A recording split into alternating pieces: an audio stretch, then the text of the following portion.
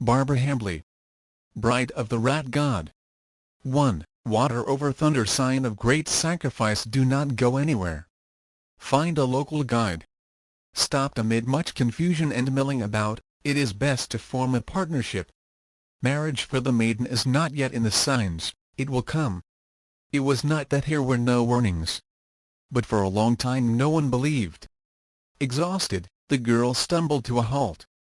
Though clouds were gathering fast over the ebony sky, sufficient moonlight lingered to transform the low-ground fog into a chill silver lake that dampened the dark silk of her dress and made it cling with the clammy grip of a spider's web. Her black hair lay in a disheveled cloak about shoulders blanched chalky by the dead light. The blood on her hands showed black as well. She swung around, startled, enormous eyes straining to pierce fog and darkness, and one hand stole to her throat. In the heavy necklace she wore a jewel flashed, an enormous opal white as the fog.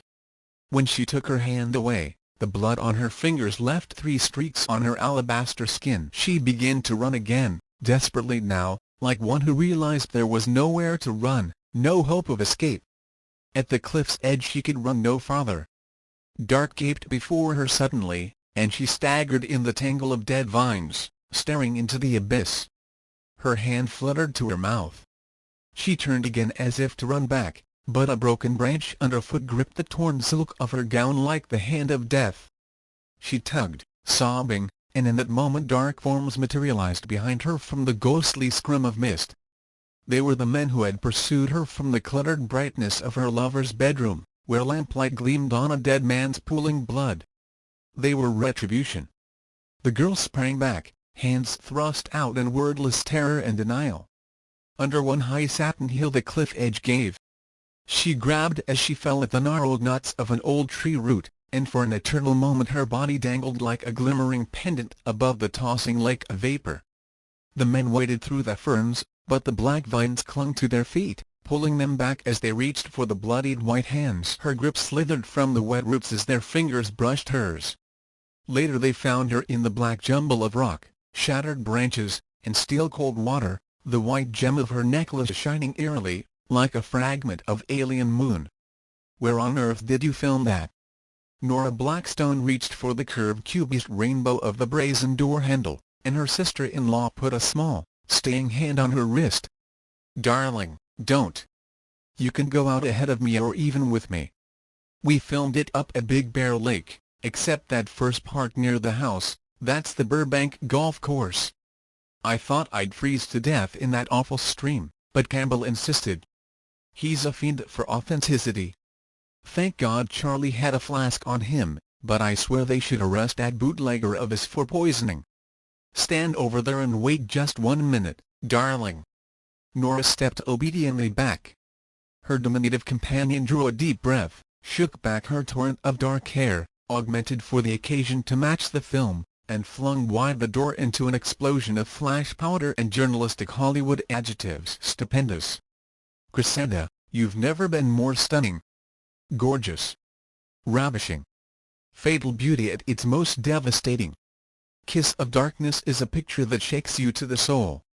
Nora, reflecting that her soul hadn't been shaken in the least, waited until the voices had drawn away a little from the door, then stepped forth herself with what discretion was possible.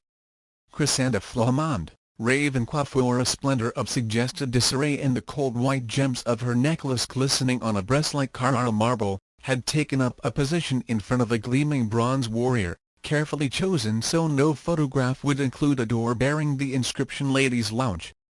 Her cold dark eyelids lowered, her red lips curved in her famous enigmatic smile, and she stood with one hand on her black silk hip and the other raised as if to support her back-tilted head. Flash powder coruscated once more, leaving a haze in the air like a battlefield and calling echoes from the diamonds that thickly adorn the white wrists, the prisoned midnight of her hair. "Miss Flamande, is it true your next picture is going to be with Valentino? Miss Flamande, how did you feel to be playing a scene so similar to the actual death of your fiancé the Count d'Este?" Crescenda Flamande's dark eyes widened, seeming to burn with emotion under the 100 minuscule electric bulbs concealed in the arched ceiling. "An artist uses everything that befalls her," she said, her deep, husky throb quite different from the child's sweet tones in which she'd spoken to Nora moments before. Grief as well as ecstasy.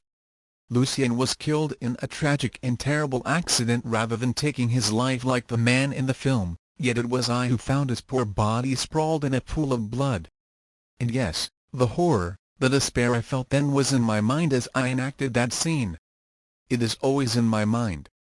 Sometimes I think I shall never be free of it. She passed a bejeweled hand across a brow suddenly twisted with pain. The director did not know, naturally. The scenarists did not know. I could not tell them, knowing that any change would lessen the impact of the film, but I knew. And I felt. Yet unless one is able to devour life in all its glory, to radiate it forth again as art, no matter how great the pain, one is nothing but a sham.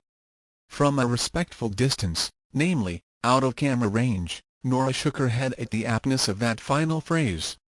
Nothing but a sham accurately summed up the mythical Lucien Dest's existence and, in fact, most of the studio-written biography of Cressida Flamande. With her soul-devouring eyes and nightshade hair, her slender body and restless, ethereal movements, she certainly looked as if she could have been born of a Greek concubine and a French soldier in the harem of the Grand Turk of Constantinople a solid 9 years later than her actual birth date. There were still times when Nora didn't know whether to be appalled or to laugh. Mostly she found herself laughing. 2 months earlier she had not thought she would ever laugh again. 60 days ago, almost to the day, she had seriously considered stealing a razor from her then-employer's son, filling the upstairs bathtub with hot water, lying down in it, and cutting her wrists. According to classical authors, it would not have taken long to bleed to death and would not have hurt much. That had been on her 26th birthday. She hadn't known then how she was going to endure another grey Manchester winter, another year of pain. Another year of Mrs. Pendergast's hypocrisy, pettiness, and spite. Whatever else could be said of her, her beautiful sister-in-law, vain, selfish, and apt to float through life on a sea of pink gin and discarded lovers, had rescued her from that, and the gift of renewed laughter was among the most precious she'd ever received. One owes it to oneself, as the poet says. The throbbing voice broke into her reverie once more, to drink life's wine to the very lees, to grasp life's roses, never heeding the thorns. Cressida, whom Nora couldn't think of by any other name than Christine, which was how she'd first known her, passed under the Baroque arch and down the stairs toward the lobby, barely to be seen among the mob of reporters. Nora smiled a little and followed, admiring in passing the Grauman $1 Million Theatre's very un-Manchesterian decor of Shakespearean murals, gilded arabesques, and curly-cued niches containing statues of warriors, cowboys, and what looked like dance-hall girls. Her aunts would have told her the gratitude she felt toward Christine was perfectly proper but ought not go further than that. One shouldn't, of course, actually like that kind of woman. Nora shook her head again, this time at her own weakness of character. Mrs. Pendergast had not approved of the cinema. Thus Nora, when she came down into the lobby in her sister-in-law's wake, recognized almost none of the faces in the crowd that jostled for position around the staggering buffet at the far end. Mary Pickford she did recognize, though her ringlets were upswept this night to alter the girlish sweetness into adult and shining intelligence. Pollyanna, the last film Nora had seen, had been made 4 years earlier, and even then the actress couldn't have been as young as she had appeared on the screen.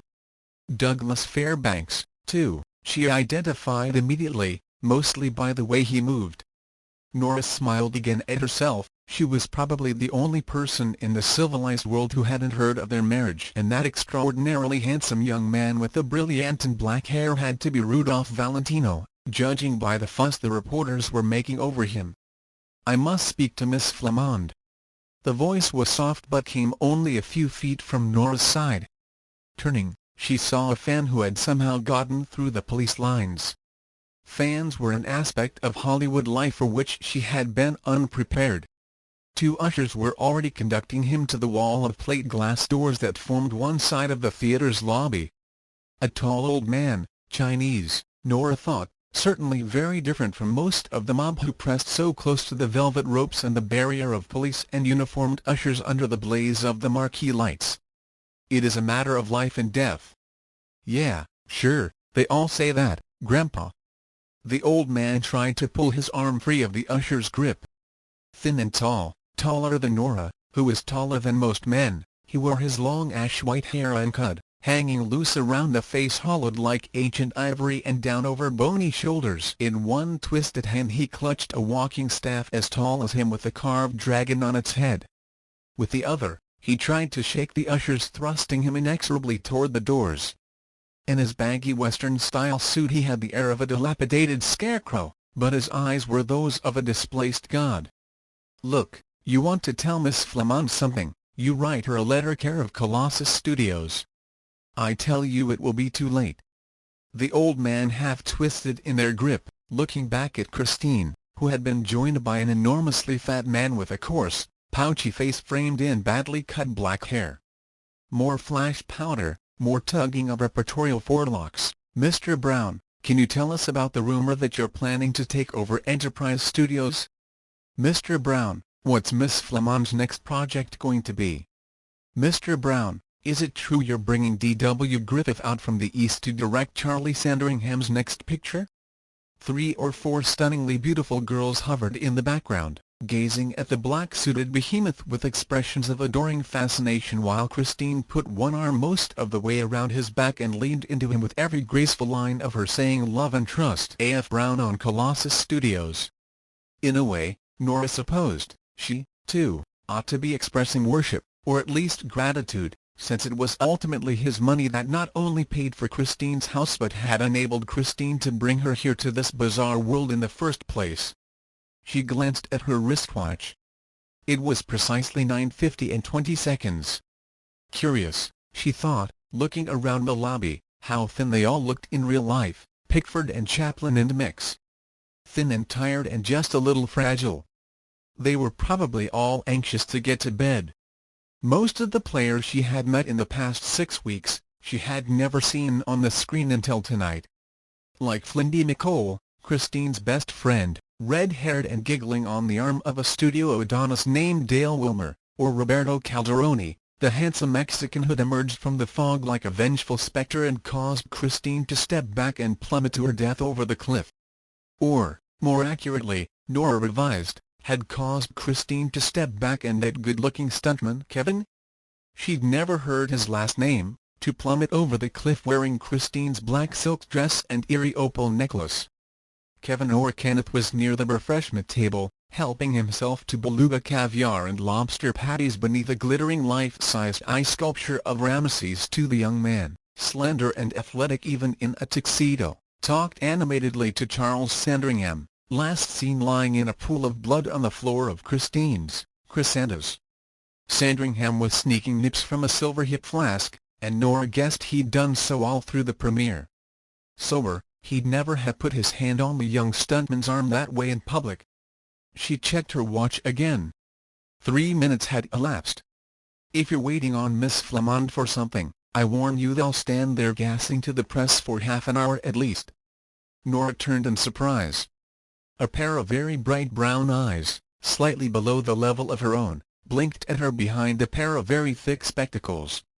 Perhaps, she thought later, her aunts were right and Christine was a bad influence on her, because instead of the retreat proper to a young woman of her station, she said frankly, "Oh, I'm not waiting. I'm just checking to see how long it is before Christine comes over to me and says, breathlessly, 'Arling, we're all going over to Frank's house, so could you possibly take a cab home?'" He considered the little group. "How long have they been at it?" 3.5 minutes. "I'll say 8, total." "You don't know Chris." "I make it 6.5. He produced a pocket watch from his much-worn tweed jacket and compared it with the plain, brushed steel Elgin on her wrist. "I'll still say 8. That's Doug Fairbanks talking to Brown now, and Brown doesn't know him well enough to ask him to his party in less than 5.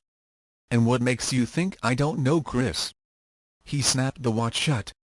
Nora noted how soft and ungloved his hands were, though by no means weak or unworked. They were also covered with small nicks and cuts, chemical stains, and abrasions. He bit his fingernails and evidently kept the cat. "I'm sorry." Nora smiled ruefully. Of course you might. Her mind snagged on his voice, realizing that she did know him from somewhere. I've only been here 6 weeks, and she must know other people besides actors. He drew himself up with great dignity, fully 4 inches, she guessed, under her own loose-bone 5'11". And what makes you think I am not an actor? Your beard, she replied promptly. And your hands. And the fact that you're speaking to me and not hovering around the producers. Darling. Chrysanta Flamand broke momentarily from the group in question, casting a glance of soulful longing over her shoulder at Brown that would have shamed us playing Juliet. Darling, listen, Frank's asked us all over to his place after this dreadful affair is over and I haven't the faintest when I'm going to be home, so do you think you could get a cab? Nora automatically checked her watch, and the little man with the beard and glasses turned quite gallantly away to examine the mural of King Lear and Cordelia on the wall behind him lest Chrysanta Flamand see how hard he was working not to laugh. Of course, darling, Nora began, but as usual, her sister-in-law was already babbling. I knew I could count on you. I'll see you in the morning. As she flitted back in a firestorm of diamonds to couple herself once more to the studio head's massive arm. Have you tried saying, "I'm so sorry but I've suddenly developed a morbid psychological complex about cab drivers"? That was 7 by my watch. Curse you, Mr. Fairbanks. I'm still closer by 30 seconds. So you are. A scrimmage of red uniforms caught her eye. It was the Chinese gentleman, who had tried to re-enter the lobby through a small door in a gilded wall niche, arguing, gesturing with his twisted, crippled hands. Nora's companion said, "Ah, another life or deather," and Nora regarded him in surprise. "You heard what he said? Lot of them say that." He pushed his glasses more firmly up onto the bridge of his nose. "You came in with Chris. You saw the fans. Cleopatra rolling herself up in the carpet to see Caesar is like an appointment with a social secretary compared to some of the tricks they pulled." said Nora. Masses of men and women with a casualness that she found unnerving lined the sidewalk 8 and 10 deep beneath the garish posters in front of the theatre as Christine had docked her enormous yellow Nash Roadster at the curb with her usual lack of accuracy, shouting her name, reaching through the police lines to touch her as she walked through them with that slight, seductive sway, her enormous coat of sables half drooping from alabaster shoulders and the lights of the marquee sparking the white opals of her necklace. Nora had followed, feeling invisible as usual, clothed also in black, though far less fashionably, and leading the small string of Pekingese without which, these days, Christine was never seen in public. The Peaks, Christine's latest affectation, currently resided in the theatre manager's office. Chang Ming doubtless sprawled on his back waiting for someone, anyone, to come play with him, Black Jasmine jealously guarding all 3 of the toys Nora had left to amuse them, and Buttercream hiding in the darkest corner under the desk, her tongue lying like a little pink welcome mat on the floor before her flat nose. Her companion's voice drew her attention again. "So, listen. I'll pay for the cab and buy you a cup of coffee at Enyart's Grill on Lambry if you're willing to stop. I'm Alec Mindelbaum." And as if he sensed her proper upbringing withdrawing from the undocumented introduction, added, "I did the camera work on that epic that just shook us to the soul." Ah! Nora remembered him now. He looked very different in a suit, of course. "And I believe you used the phrase utter-fingered nitwit who let Miss Flamand's Pekingese get away on the set yesterday with such enlivening results." It was his turn to blush, which he did rather readily behind the close-clipped rufous beard. "I know," he said a little shyly. "I feel I owe you a cab ride and a cup of coffee just for that." The crowd in the lobby was thinning, changing color and composition as Soto Voce invitations to Mr. Brown's party circulated. The press still surrounded the buffet like sharks feeding on a dying whale, but the flitter of beaded dresses and the black of formal evening clothes were bleeding away, leaving only a muddy suit brown. "Nonsense," said Nora. "I haven't been in Los Angeles long, but I saw how long it took Mr. Riley to rehearse everyone and set the lights. I don't wonder you were furious. I think Chang Ming saw a mouse under the Queen of Persia's divan." "That wouldn't surprise me."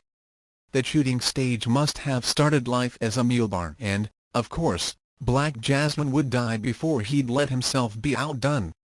I suspect he's still under the impression he's going to grow up to be a wolf. Your offer of a cab must include them, you know." "I know." Mandelbaum grinned and held out his arm to her with an old-fashioned courtliness that took her by surprise. No man had treated her with such consideration since she'd left London. I'll cherish to my grave the look on the manager's face when Chris said she'd leave them in his office during the show. Which was quite unjust of him, since they're the most fastidious animals you could hope to meet. On the boat from England and later on the train crossing the country, they always waited for their promenades on the deck or down the station platforms, for which I was infinitely thankful, since, of course, I was the one looking after them and Christine wouldn't have so much as scolded if they'd killed and eaten the conductor. Mandelbaum left her beneath a poster of Christine and Charles Sandringham, like moths to a candle's devouring flame, it said, and went in quest of their coats. Outside the glass the crowd still milled, striving for one last glimpse of cinema godhood. Nora could almost feel them glance at, and dismiss, Mandelbaum's threadbare tweed and her dowdy black crepe. It was a dismissal she'd grown used to long before she'd come here to the ends of the civilized world. The Manchester version of it took in the outdated shirt-waists and mended shoes, the heavy stockings and hands chapped from washing Mrs. Pendergast's underwear, and said, "Oh, poor relation." The Hollywood version was, in a way, more democratic. "Oh, not a star." A younger Chinese, clothed in the baggy black quilting common to Chinese from the Limehouse to the Barbary Coast, had appeared through the same discreet doorway and stood talking to the ushers and the old man. "You must forgive my grandfather," he said, bowing to the usher. "He has not long been in your country." And the old man gestured, furious, at the poster of Crescenda Flamant smouldering in the doomed and noble Charles Sandringham's arms. There was a surge of movement from the direction of the buffet. Sandringham, after 35 years of ruling the stages of the West End and Broadway, still possessed of exquisite hands and patrician bones, proceeded to the doors in company with his beautiful stuntman. They paused so that Sandringham, clearly in his cups, could light the young man's cigarette. "The Dick's Hatband Brigade," Jim would have said with a raised eyebrow. Nora was reflecting that her mother would never have credited such a thing of her idol when Alec Mandelbaum's voice asked in her ear, "That bother you?" "So long as he doesn't light up at a table where I'm eating, no." She caught the appreciative twinkle in Mr. Mandelbaum's eye as he helped her with the worn black coat she had bought for Jim's funeral. The manager appeared, bowing and trying to keep two very lively little dogs and one extremely unwilling one from tripping every departing reporter in the room. Nora took pity on Buttercream and picked her up, carrying her across the lobby to the doors. Nothing about Los Angeles had so convinced her that she had come to an alien world, an alien universe, as the weather all week it had been as warm as an English summer, and even tonight's flickers of rain had done no more than dampen the streets, yielding a breath of asphalt and a confusion of yellow reflections from the multiglobe streetlights on the Los Angeles version of Broadway. An usher summoned a cab, which edged from the port's thick traffic while everyone crowded around Mr. Sandringham's silver Decemberg. Across the street and up a block, the Pantages and Palace theatres emptied hordes of casually dressed men and smoke-trailing women. Mrs. Pendergast would have retired to bed for a week in a fit of scandalized modesty at the sight. Motor cars wove in front of yellow streetcars and hopelessly impeded their progress. Against the glow of the sky, feather dust or tufts of palm trees spread their spiky fans. Nora noticed that a good portion of the people passing before the otherworldly office building opposite were brown-skinned Mexicans and Chinese in their traditional black pajamas and queues, many more than she had seen in Hollywood. She had heard someone mention that Chinatown lay nearby. As Mr. Mandelbaum helped her into the cab amid much tangling of leashes and a good deal of down, Chang. Sit, Jazz. Off, Chang. No, Chang. Down, Jazz. Something caused Nora to look back at the theatre. The ancient Chinese gentleman had halted there despite the tugging of his grandson and now gazed worriedly back into the lobby, as if debating the possibility of returning for another bout with the usher. On both sides of the entry, Sandringham and Chrysanta gazed and smoldered. The poster artist had flattered the actor by a good 15 years and had made Chrysanta's gown far more revealing than it was in the actual final sequences of the film, though God knew, Nora reflected, it was scanty enough. The old man gestured at the poster again, saying something. Then he made a quick and universal sign, slashing his hand across his throat.